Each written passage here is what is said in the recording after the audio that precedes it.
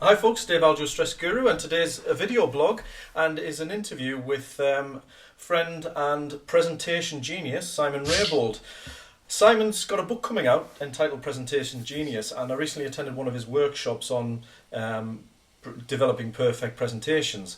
And there was a few things, there was lots of things on there that I took away personally, but in relation to two aspects that I think are particularly useful for us in managing stress. Not just pressure situations like standing up in front of people and presenting, but also just day-to-day stress and pressured situations. Some of the tips and tactics that you spoke about, Simon, I thought were really useful and really worth sharing now. So before we start, if you want to do a quick introduction, by all means give us a background, say hello to everybody. And Well, that was easy. Background, hello, my name's Simon. I spent 24 years in research before I dug my escape tunnel out of the university sector into the real world, and I started training people in how to explain what they were doing, because I found that science is a long way ahead of what people understand it to be. So I started off by training scientists in how to explain their work, and then I've moved into a broader field where I start now telling and explaining with people, anybody, how they can explain what they do much better. Right, great. So that's and with that, you've recently completed, and you're hopefully, is it less than a month now to the launch? Less than a month now, yeah. And the book's called Presentation Genius. Presentation Genius, yes. Yeah. 40 little insights into the science of presenting. So. Great. And I know from our conversations in the past how much research has gone into that and work's gone into that. Just give us a very brief flavour of what's gone into it to sort of give it credibility. Yeah, my brain started to dribble out of my ears as I was working on it, because I've read just shy of 400 bits of research for the book. So that's peer articles, peer-reviewed articles in journals or books and that kind of thing. Just shy of 400 of them, because I'm a great believer in the idea that you don't just tell people what you believe, you actually have it backed up by empirical evidence. Yeah. So what I've done is I've taken 400 pieces of research, I've translated them from scientist speak into English. The two are not always the same thing, and hopefully what the book does is, in a very accessible way, explains a lot of what the scientists now know about things like how to make presentations, but in the context of our conversation today, how to control your nerves and that kind of thing. Yeah, and as I say, I think that is something that's universal across a lot of situations, not just standing up and presenting, although it is one of those for a lot of people. Absolutely. It could be something as simple as going to ask your boss for a rise, or dealing with a difficult conversation with a colleague at work, or asking somebody out on a date, anything that's where you're going to be, that kind of situation. Yeah, great. So perhaps if we just jump in and we'll look at a couple of the techniques that you're talking about. I know there'll be a few visual things, so I might need you to move around a bit. But that's okay. We've already checked forgive the state of my office. No worries. So give us a couple of tips then that would be useful for those kinds of situations. Okay. Well, I'm sure people will be familiar with the concept of something called the fight or flight syndrome, which is when your body gets pumped up on adrenaline and noradrenaline because you're frightened of something.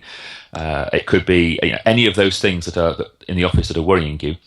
Well, the hormones that people will know about there are adrenaline and noradrenaline, I'm sure. But there's another one there called cortisol, which is kind of like, the best analogy I can give you is it's like adrenaline for the brain. It speeds up your thinking, but what it also does is narrow down what you can concentrate on. So if I'm looking at you, Dave, I see you now on the video camera. If I'm looking at you, you are the thing that scares me. The cortisol cuts in, sorry, no offense intended, and it filters out everything else so that everything I concentrate on is you. Now, from an evolutionary perspective, that makes a lot of sense, because if you're a saber-toothed tiger trying to eat me, then I want to take in as much information about you as I can. But from the point of view of somebody working in today's world, that's less helpful, because it means that I'm looking at you, you're the thing that scares me, but everything that my brain conceives of, can concentrate on, is the one thing that scares me. Now, there's loads of stuff around here that doesn't scare me, but my brain filters all of that out because of the effects of cortisol. Yeah. So what we need is something to undo the effects of cortisol.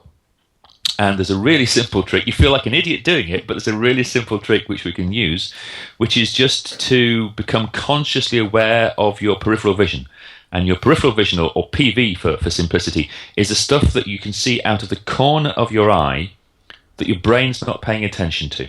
Right. So an exercise that I quite often ask people to do is to just put their hands together in front of their face, concentrate on this space between their hands, and while they are still looking at that space between their hands, swing their arms out horizontally in an arc. I'm sure my hands have just appeared off the camera, but you get the idea. I'm kind of off to the edge of my peripheral vision. Yeah. And when your hands are in that position, now have a look at how wide your PV, your peripheral vision is. Yeah. And now, when I look at you, and you're the scary thing, I consciously choose to be aware of my peripheral vision, and it dilutes the effect of you, because I'm now aware of, well, I'm looking at you, you're scary, but I'm now aware of my spare monitor. Well, that's not scary. My phone down there, that's not scary. A picture that my daughter did, that's not scary. My screen cleaner, my Vaseline, my spare mouse, all of those things I can see out of the corner of my eye, my window, my printer, all of those things are not scary. So what it does is put the scary thing, and I'm using you in this context as an example. Sorry, Dave. Yeah, I'm using you as an example of scary thing, but it puts you in the context of a whole raft of other things that are not scary, and it dilutes the scary effect of the thing that you're obsessing about. It could be your boss or anything that a difficult colleague, that kind of thing. Yeah. It's remarkably effective. What's even more useful about it is that you don't actually have to do this whole exercise thing. Yeah. That's just an exercise to draw your attention to it. All you have to do is remember to do it. Remember to become consciously aware of your peripheral vision. Right. So it's a very, very simple trick. The only hard part is remembering to do it. Right. Yeah. And I guess a bit of practice as well. So that bit might be the first bit you do once you get used to the idea. That you can just apply absolutely. Absolutely. So sometimes my clients will practice it when they're at a red light. Yeah. They're sitting in their car and they know it's a red light. They know it's going to be for a minute or two. So they just become consciously aware of everything else. Yeah. Now, the beauty of that is it doesn't make them a less safe driver, because they're still aware of the red light and stuff. In fact, it makes them a better driver because they now become aware of the cars next to them and all of that kind of jazz. And that kind of situation is somewhere where you can practice it, or just watching the television, or chatting in the pub with your mates, or over a coffee in Costa or Starbucks, or wherever you happen to take your coffee. Yeah, and I think it is worth doing when you're not necessarily in that high stress situation first off, so you can practice it. Which absolutely.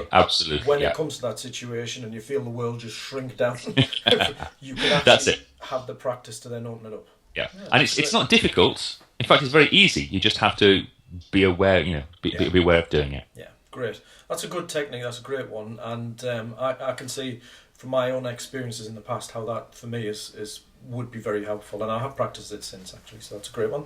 So thank you. It's a good one. You're very welcome. It's a good one. I like it. It's the beauty of that one is it works just like that. It's going to work tomorrow. Yeah. There's no great skill behind it. You just have to, as the Nike adverts say, just do it. Yeah. Great. So there was a number of other techniques that you were talking about, and there was a couple that were in relation to your posture and the position of your head and your chin, which I thought was particularly interesting, because we tend to shrink back from things, don't we? So do you want to explain those? Sure, that's easy to explain. Whenever people are frightened of something, it's perfectly normal and instinctive to try and draw away from it. The jargon that we use is one called, we say we're talking backwards. We are talking to somebody, but we are drifting backwards away from them. Yeah. So maybe your weight will shift onto your back foot, and certainly what people tend to do is tip their heads backwards to get their head out of the danger zone, if you see what I mean. Yeah. Okay, but I have no idea if our microphones are going to pick this up, but just listen to what my voice does if I do that. So I'm sitting here quite comfortably facing the camera, but now I pretend to be scared. I shift my weight back and I tip my head backwards just to get it that little bit away from you. And I don't know if the microphones are picking it up, but from where I'm sitting, I can hear my voice going thinner and sounding more stressed and all of that kind of jazz. Yeah. So the trick with that one is to tip your head forward. In fact, if I go sideways, you can probably see more easily, is to tip your head forward. Now, if you've got a double chin, it's not very flattering, but you tip your head forward, and sometimes it feels a wee bit odd because you feel like you're overextending this bit of your neck. That's perfectly normal. It's just because you're not used to it. And then you make sure that your head is down there. Now, you can hear, with my head in that position, you can hopefully hear, in fact, I'll give you a demonstration. If I now go A, B, C, D, E, and then I tip my head back and I now go A, B, C, D, E, hopefully people can hear which one's the most accessible and which one makes you sound just that little bit more authoritative and credible, makes you sound calmer. Yeah. And I guess there's also the message you're giving yourself, because I know in situations where maybe I've had to assert myself as a police officer, that voice, there's nothing less assertive or makes you feel less confident than suddenly coming out with some high-pitched squeak instead of a... Excuse me, sir, would you mind putting your crowbar down? It doesn't work, you know. Yeah. Excuse me, sir, put You're the right. crowbar down is much more. Yeah, and I'm making heroic assumptions about you and people with crowbars there. Yeah, I'm trying to think... okay. But Let's move on. That posture and that volume does give... It sends the authority, but it also signals to yourself, Absolutely. I'm in charge here, which I think is really important under stressful situations. Absolutely. Yeah, the biofeedback of that is that when you do that, your other people can hear that you're stressed and anxious, but your body knows that it's anxious as well. Yeah. You come down here, and your body knows that you are comfortable and in charge. Yeah. It struck me just when you did the example of the ABC, as you went back, your voice changed, but it also appeared that your breathing just got a little shallower and just rushed, as if it was a little tenser there. Was that? Yeah. Because as you pull back, you tense up your throat muscles, and that makes... I must stop doing it now. It makes you much more likely to breathe in your chest, using your intercostal muscles. When you breathe in your chest using your intercostal muscles, that's hardwired to the production of adrenaline in your body. Yeah. So when you're breathing there, you can't do anything except produce more adrenaline, and that kind of sets up a vicious spiral of adrenaline makes you feel nervous, makes you produce adrenaline, makes you feel nervous. Yeah. So this body posture thing starts to cut into that. It won't make the nerves go away completely, but it'll certainly help. Yeah, and it's about those little things that just give you a little bit more confidence and control in a certain situation. Yeah. Now, you mentioned breathing there. Now, I talk about something called the rescue breath, because obviously breathing is, you see it in all relaxation processes, from your yoga, tai chi, to just general progressive relaxation. Breathing seems to be such an important part of not just relaxation but gaining composure. So any tips or thoughts on that? Yeah. Breathing, there is no silver bullet to confidence, but if there was a silver bullet, this would be it. Okay. Yeah. There are two ways of breathing, and I don't mean in and out. Okay, there are two ways of in and two ways of out. Yeah. One is with your diaphragm, and one is with your intercostal muscles up here. Yeah. So what you're looking to do in order to stay cool, calm, and collected under just about any set of circumstances is to breathe with your diaphragm. Now, the diaphragm is the sheath of muscle. Now, I'm going to simplify. So for any of your listeners who are medically trained, forgive me, because I know I'm going to simplify to the point where I offend them at that point. But crudely, it is the sheath of muscle that separates your breathing bits from your digestive and reproductive bits. Okay, so it sits underneath your lungs. And the way it works is that when you breathe in, it drops down. It expands the space of your lungs, which lowers the air pressure in your lungs, and that sucks air into your lungs. When you want to breathe out, the diaphragm pushes up, it therefore squeezes your lungs, and that forces the air out. Okay. Now that feels really weird if you're not used to it, because what that means is when you breathe in, your diaphragm is expanding, your belly is pushing out. You look maybe a couple of months pregnant. It's not necessarily the most flattering thing to do when you're practicing, because it looks weird. But basically it's a question of, as you expand your belly, as you expand your diaphragm, move your diaphragm down, your lungs expand and you suck air in. Now that gives you all kinds of advantages in terms of nerves and anxiety and stress. The first, of course, is that your voice sounds better. So even if it doesn't change the way you're feeling, it changes the way you sound. Yeah. But it's also, breathing like that is also hardwired to the happy hormones. Now, I can give you the full scientific description if you want, but basically it's the hormones that make you feel more chilled out and more relaxed. It's the antithesis of the stress hormones. So breathing up here is hardwired to the stress hormones. Breathing down here in your gut, in your belly, using your diaphragm, that's hardwired to the production of the happy hormones, the cool down hormones. In fact, a really good way of testing what you're doing is just to look at where you're breathing when you lie down and go to sleep. Right. Because it's impossible to go to sleep if you're breathing up here. The only way you can sleep is when your diaphragm muscles are doing their thing. Right? So tongue-in-cheek here, if you go to sleep, lie down, and you discover that you're breathing at your chest and you're panting, you might as well get up and have a cup of tea and do something else, and then go back to bed again in half an hour. Unless you can control your breathing. I mean, if you can control your breathing, then you're laughing, really.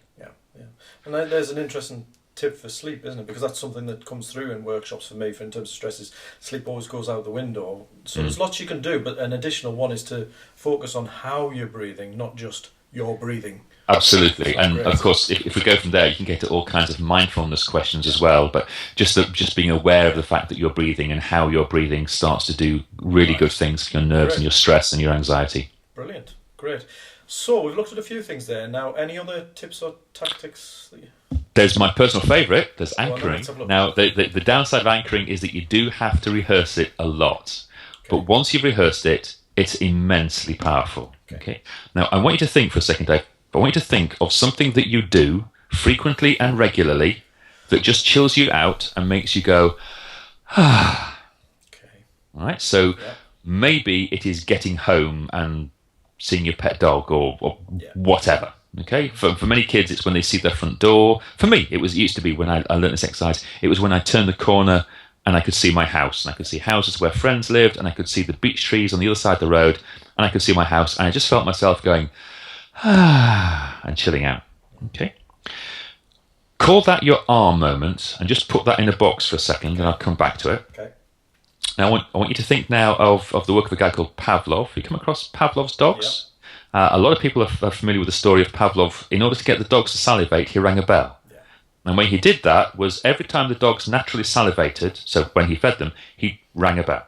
So feed the dogs and ring a bell, and you do that over and over and over, until he conditioned the dogs, he trained the dogs, so that reflexively, whenever he then rang the bell, they salivated, even if he wasn't feeding them. Yeah.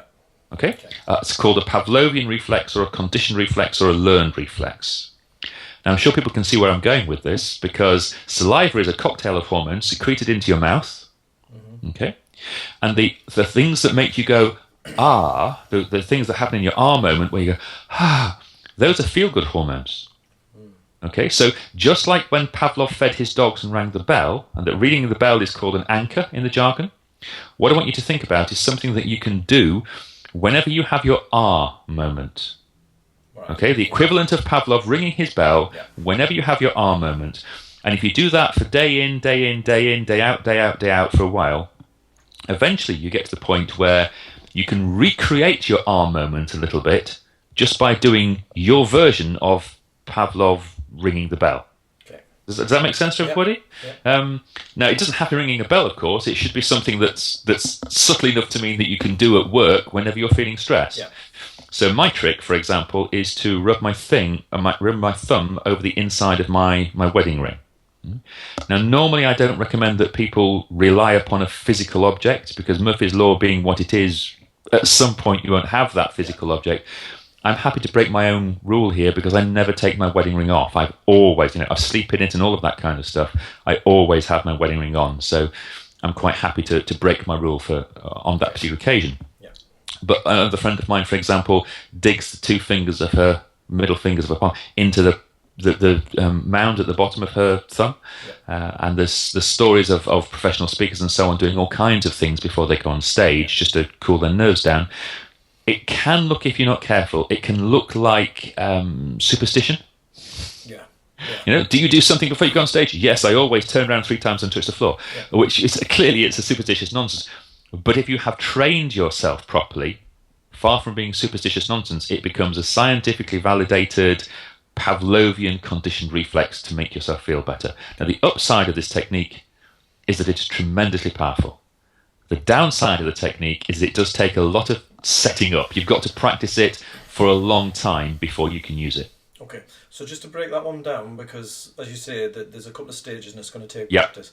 First of all, identify your R moment, your relaxation, and what you're saying is that's something that you routinely experience, or maybe on a daily basis. You return home, or you take the dog out, or whatever it is. Something that just makes you go. Yeah, that's the one.